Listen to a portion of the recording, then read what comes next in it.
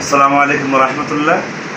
আমার দুই পাশে একই মেরুতে অবস্থানকারী দুই ভাই, দুই সহোদর ভাই আমাদের চকরিয়ার সে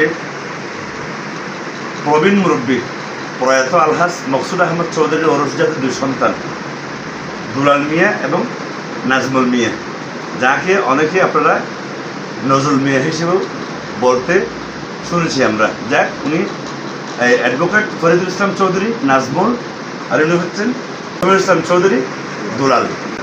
আজকে ঈদের পরের দিন আমরা চকরিয়া সাংবাদিক ফোরামের নেতৃবৃন্দ এবং অনলাইন বেশ পত্রিকা আলোকিত চকরিয়া ডটকমের পক্ষ থেকে শুভেচ্ছা বিনিময়ের সময় দুই ভাইকে একসাথে পেয়ে আমরা চকরিয়াবাসীর কাছে আমাদের চকরিয়ার দুই রত্নকে আপনাদের সম্মুখে উপস্থাপন করছি। আপনাদের সম্মুখে সংক্ষেপে কিছু বলবেন, সালাম বিনিময় করবেন আমাদের নাজমুল মিয়া। আসসালামু আলাইকুম।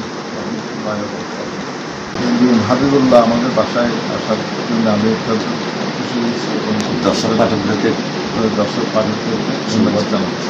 আমি সৈয়দুল ইসলাম চৌধুরী, সাংবাদিক। আমার আত্মীয় বাজনা হয়, অনেকদিন পর তাকে দেখলাম। ওনার আব্বার সাথে আমাদের ঘনিষ্ঠ সম্পর্ক, ওনার প্রিয়। আমি মাদ্রাসার সাথে জড়িত আছি।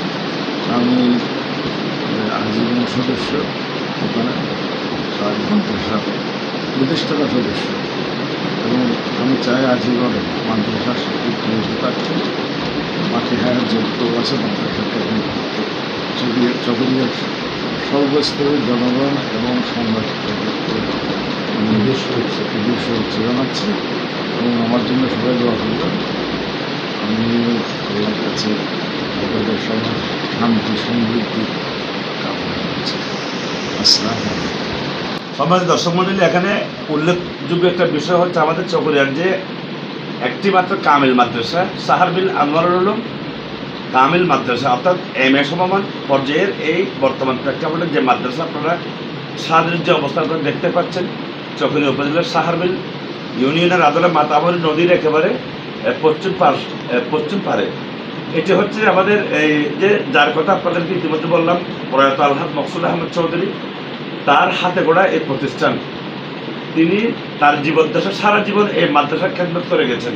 এই মাদ্রাসার পরিচালনায় মাদ্রাসার যাবতীয় আঞ্জাম মাসিক এবং বাৎসরিক সর্বোপরি শুরু থেকে তার জীবনের শেষ সময় পর্যন্ত তিনি এই মাদ্রাসাকে পরিচালনা করে গেছেন। তার বর্তমানে আমাদের যে শহীদুল ইসলাম চৌধুরী দুলাল, অর্থাৎ দুলাল মিয়া, ইনি বর্তমানে মাদ্রাসার দায়িত্বে রয়েছেন। অর্থাৎ বাপ না থাকলে কিন্তু বাপের সুযোগ্য পুত্ররা এই জাতীয় ধর্মীয় প্রতিষ্ঠানগুলোকে তারা আঁকড়ে ধরে রেখেছেন।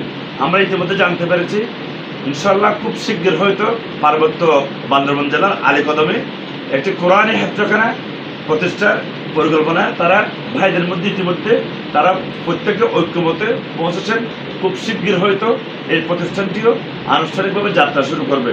এই কারণে সকলকে আবারও আলোকিত চকরিয়া পরিবারের পক্ষ থেকে অনেক প্রীতি এবং শুভেচ্ছার সাথে ঈদ মোবারক। আসসালামু আলাইকুম।